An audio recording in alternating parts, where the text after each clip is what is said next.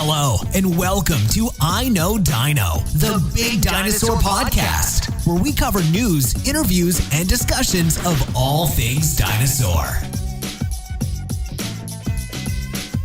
Hello, and welcome to I Know Dino. I'm Garrett. And I'm Sabrina. And today we have an interview with Taylor McCoy, the creator of Everything Dinosaurs, a discussion of Camptosaurus, and a whole bunch of news. First in the news, we have a story out of the journal Science that was published on Friday.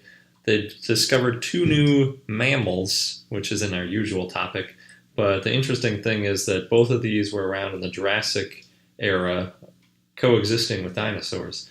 So one of them, which I'm going to mispronounce, but something like Stokesosaurus brachydactylus, was around about 160 million years ago, and it was the oldest subterranean mammal that's been discovered so far. So it's pretty similar to a shrew, that small, few inches long, sharp claws, sharp teeth, lived underground, burrowed, all that kind of stuff. Then the other one that's a little bit older, but not any remarkable thing like the oldest of anything, is another arboreal mammal called Agilodocodon, which had curved claws for climbing trees, but its teeth and diet were similar to a new word that I learned today called gumnivores, or gumnivorous animals, which means that they eat sap. So there are some monkeys that still do that, and it looks pretty similar to some of them. So it's an interesting one. It adds some more depth to what I imagine in an ancient dinosaur environment, having mammals in the trees and underground. In Jurassic World news, they are starting to launch Legos, which are, as Legos always are, ridiculously expensive. I think this one, it's called the Indominus Rex Breakout, and it's got the little Indominus Rex figurine, and it's got the little ball that you see in the trailer of the movie with the two kids inside it. I don't know if you can fit people in it or what, but I think it's over $100, pretty expensive, but kind of neat looking. And then at the Edinburgh Zoo, in real life, they're adding a bunch of dinosaurs to their zoo. Animatronic dinosaurs, I should specify. The one that I could find is called Velma the Velociraptor, but it's a little disappointing because it's 13 feet long and it's clearly a Deinonychus. So from what I can tell, most of this confusion comes from the movie Jurassic Park, where they call them velociraptors, but they're not. They are raptors. They're in that group. But there was a 1988 book called Predatory Dinosaurs of the World by Gregory S. Paul, and it was really popular, but it was kind of controversial. One of the things that he decided and talked about in the book was that velociraptors, which are the smaller cousin of Deinonychus, roughly 2 meters long or something, and pretty short. It's kind of like the size of a dog or something. Was actually the same species as Deinonychus, so he called them both Velociraptor because Velociraptor was discovered earlier, and that's how the naming convention works. And Michael Crichton actually read this book when he was doing research for Jurassic Park and credited Paul as one of his inspirations. So it's pretty clear that that's where his misconception of the Velociraptor versus the Deinonychus came from. But in 2015, it's kind of sad that this still hasn't been straightened out. It's like a lot of these dinosaur misconceptions like Brontosaurus that's been known to not be the real name of Apatosaurus for a long time, but it's still around and still in the public conscious, mostly because of movies and things that don't get the facts straight. In a very interesting note, and I think very good news, the House of Representatives is actually pushing to pardon Pete Larson. We talked about in our first episode the documentary Dinosaur 13, which talks about Sue the T-Rex and all the legal battles that went around it. And the Daily Republic has published that HSR 1002 was passed by the House of Representatives 67-2, to pardon Pete Larson, and it's now moving on to the Senate. So if that moves forward, we might see a swing and a nice little footnote added to the movie Dinosaur 13. That would be great. Last but not least, there are two pieces of sort of video game dinosaur news. There's a game called The Stomping Land that raised over $100,000 on Kickstarter, but it is being abandoned by the creator, or so he says. So if it's going to be a multiplayer survivor game that took place with, I guess, dinosaurs all around you, but I guess they've lost some of their talent and he's decided to give up and do other work. It's one of the interesting things about Kickstarter. There's really no promise that you're ever going to get anything that you pay for, so I'm wondering how many of these things are going to happen before there's a bit of a backlash. I'd be kind of upset. But in better news, possibly, if you use the Google Chrome browser and you get one of those page not founds where there's a little dinosaur on the screen, I just learned that if you press the space button, it turns into a little endless runner game, which is like Temple Run and some of the other popular games where you have to tap to jump over things. Kind of like Sonic, I guess. Similar. So I haven't gotten a page not found error since I read that, but I'm looking forward to it. So I can be a little dinosaur running along.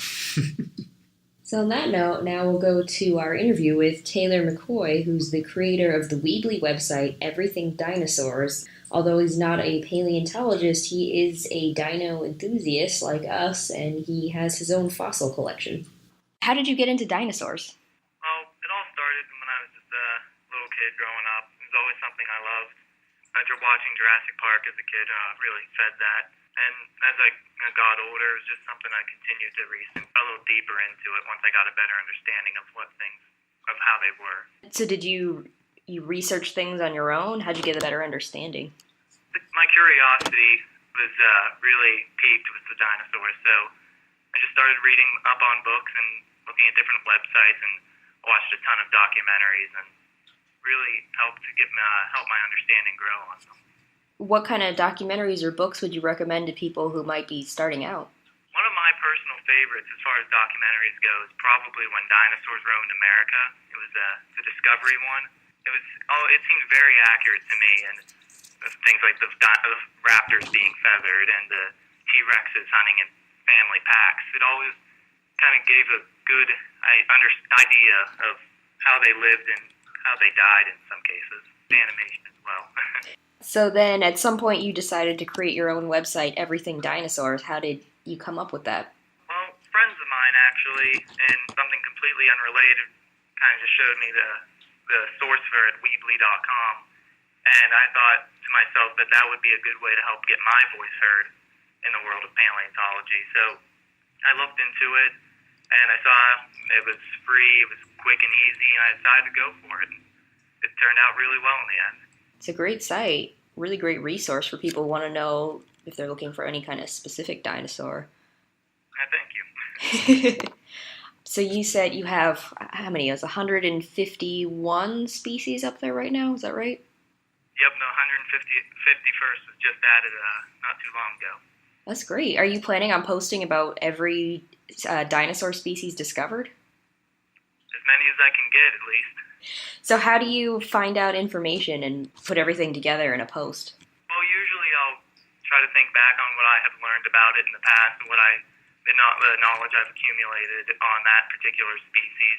Then I'll go and do a little more research online or in books just to kind of refresh my memory, maybe help me remember things I forgot about at one point, or maybe learn something new that they just recently discovered about a certain animal.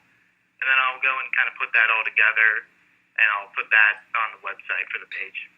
Do you ever talk to paleontologists? I do on occasion. I was lucky enough to speak with Peter Larson and Jack Horner and Phil Curry via email before and talk to them a little bit about dinosaurs, and it's always very enriching. Did they contribute to your site? I've mentioned it to them, and they've visited before, and they all said it's very impressive and very professional looking, so it helps me know that I'm doing a good job with it. And how often do you update and add new species? It can be a little random sometimes. sometimes, but I'll definitely try to make sure it doesn't go too long in between new editions. Every couple of weeks maybe, and there'll be a new one up. What are some of the most popular dinosaurs on the site, Everything Dinosaurs? T-Rex is definitely the most popularly visited by far, simply probably because it's the most famous dinosaur out there. You go to a website about dinosaurs, you always got to look for the T-Rex page, see what it says on it. I know you've mentioned you have some radical theories on T-Rex, so what are some of those theories?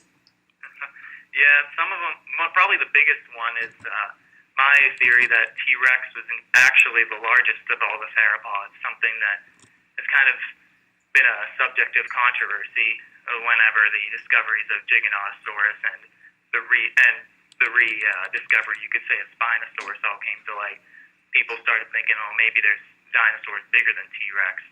But I had thought that myself, but after a while I started thinking to myself, well, maybe we should revisit T-Rex a little bit and see, is that really the case? And I started drawing some different conclusions. That it was larger, or heavier at least. I do believe that Spinosaurus, at least, maybe Giganotosaurus as well, were longer on average and maybe a little taller, but mass is really what it comes down to when determining which animal is larger than the other. And to me, T-Rex seems to have the greater mass. Could you elaborate more on how you came up with these conclusions? Well, I was noticing a trend with Giganotosaurus and Spinosaurus that these are animals that obviously were very large, but overall seemed lightly built, especially in the skulls. They had long skulls, but they weren't very heavily built. T-Rex's skull wasn't nearly as long, but it was very heavily built, very robust. And in a way, it's like an anaconda versus a crocodile as far as size goes. The anaconda will be twice the length in some cases, but maybe half the weight. Mm-hmm. And I was noticing a similar trend with these animals. So I know officially you're not a paleontologist. This is more of a passionate hobby, right? Do you ever go on digs? Personal ones, you could say. I've gone to different locations I know fossils can be found, and I'll look around. And I actually have a big trip planned this summer to go cross country, and some sites are on the list, including the Green River Formation out west. Mm-hmm. Wouldn't mind looking around there for something. I know you have a fossil collection. Can you talk a little bit about it? Yeah, I mean, for that, it was one of those things that, once again, started as when I was a kid. I would get a fossil from my parents as a little present, a little fish fossil or something. And over the years, it really grew. I think I'm at 40 or 50-some fossils. That includes a few replicas that I have acquired as well. Mm-hmm. And got them from a bunch of different means, whether I just purchased them or found them myself. And it really took off. Yeah. So your fossil collection includes dinosaurs as well as other things. Do you have a little bit of everything. A little bit of everything. What are some of your favorites? I have a megalodon tooth that I had purchased when I was little, and it's always been one of my favorites. It's in pretty decent shape, which is really nice. I also have some whale vertebrae that I'm pretty proud of. Do you have any favorite dinosaur ones? I have a Spinosaurus tooth, and I've definitely grown attached to that one. It's just a little one, but I always enjoyed it. How'd you find that one?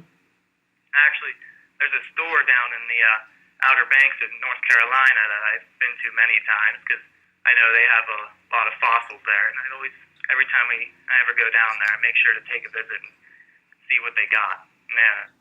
How do you find most of the fossils? You're able to purchase them at different places, or have you actually stumbled upon them on a walk or something? I go to, it varies. Museums will often have them in gift shops, and I always like to see what they have in their collection. Online is a good place, because I get a lot of replicas from a certain website, and I have a link to it on my site called prehistoricstore.com. They have a lot of very good quality fossil replicas. They have a few real ones as well. But really, I'll just keep an eye out for them in different places. And then, like I said, if I'm in a place I know fossils can be found, I'll keep an eye out and dig around a little bit and hope I get lucky. It's a lot of luck in some cases. So you mentioned that you have visited the Carnegie Museum of Natural History a lot. What's there to see for dinosaur enthusiasts?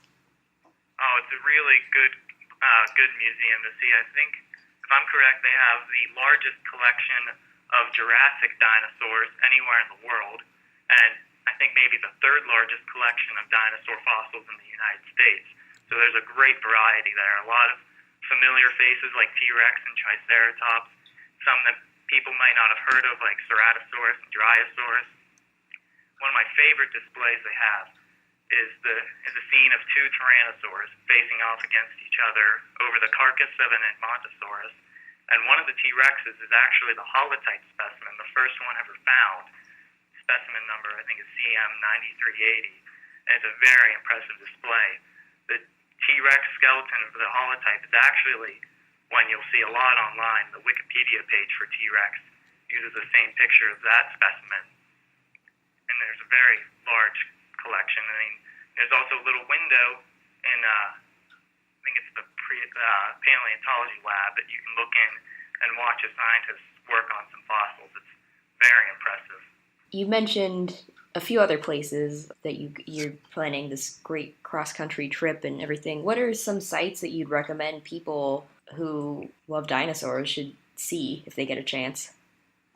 I would definitely recommend Dinosaur National Monument in Utah. I plan on going out there while I'm out. And it's very impressive. Lots of Jurassic dinosaurs if you want to see some of them. Also, you got to go to the Chicago Field Museum and see Sue, the most complete T-Rex ever found. It's kind of the top of my radar right now. I really want to see that one. Oh, of course, you got to go to the American Museum of Natural History in New York. That's probably the most famous museum in the world.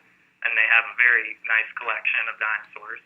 And it's almost, in a way, you could call it the old school way, where they're not in an environment as if they were living. They're all posed accurately, but it's kind of the old school style, just lining up the bones. And in a way, it's pretty cool in that way, actually, in my opinion. Interesting. So the new school is more, how is that different?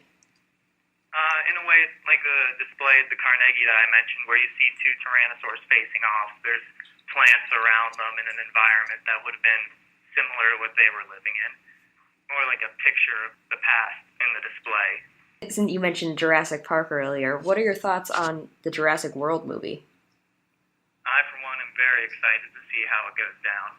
I think it's going to be very fun to watch. And I know some people are a little bummed that the dinosaurs won't be feathered because they wanted to see Jurassic Park take on a more accurate look. And I thought to myself that we have to keep in mind it is a science fiction movie. It's not supposed to be a documentary. So I'm fine with scaly dinosaurs as far as that goes. Mm-hmm.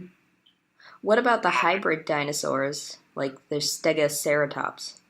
Well, as far as I know, that one's just a toy for the Hasbro's toy lineup, but the one that they're making for the movie, the Indominus Rex, I believe is what it's called, that one certainly looks interesting to me.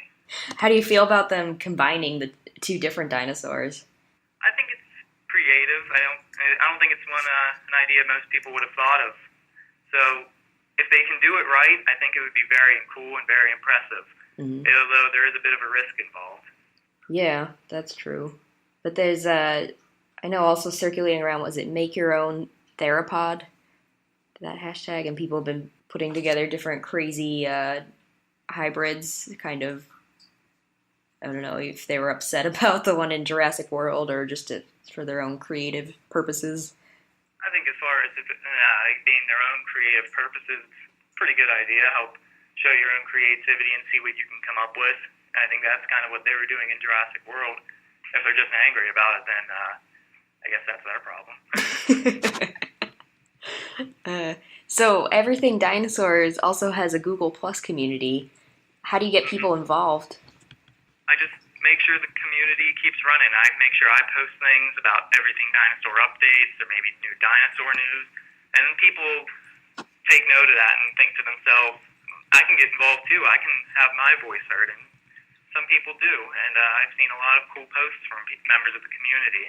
I like to always make sure I plus one them or comment on them to let them know I appreciate their taking part. People who may not have visited your site before, what can they expect to find on Everything Dinosaurs? Well, it's very easy to navigate, so they shouldn't have trouble as far as that goes. They can find it. It's more general information. It's kind of a starting point for people. It doesn't go too in-depth, but it covers a good scope of things, so they can that helps them get a good jumping point. They can go from there. They'll see things from dinosaurs to non-dinosaurs. What they won't find are animals that lived before and after dinosaurs. I know some sites will feature things like megalodon or woolly mammoths, and that's important too, but everything dinosaurs for me is more about dinosaurs and who they lived with as well, their contemporaries. So it's a very Mesozoic-oriented site. If I were to say anything else, I would just say for all the people out there who love dinosaurs, keep digging. There's always more to learn. Great. Well, yeah, thanks for taking the time to talk with me today. No problem. Thanks for having me. Our dinosaur of the day is Juratyrant, which means Jurassic Tyrant. It was a small tyrannosaurid, about 3 meters long, from the Kimmeridge clay formation of Dorset, England. It lived in the Jurassic, obviously, Jurassic Tyrant, about 149 million years ago. It was around before the larger tyrannosaurids, but it's not clear what they looked like or how Juratyrant lived.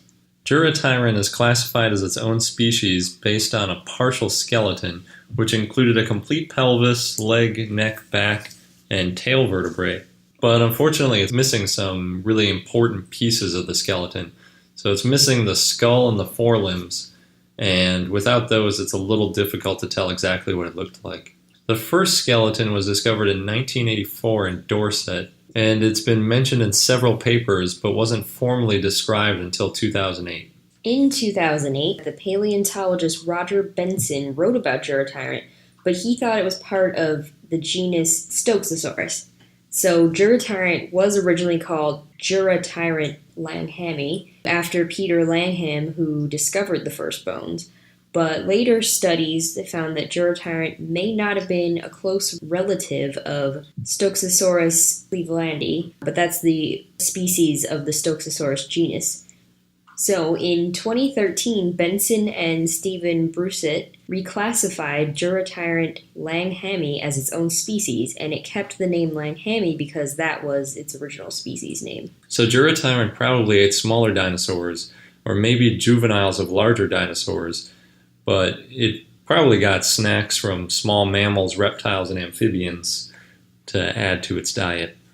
It most likely had feathers and was about 10 feet long and weighed about 500 pounds.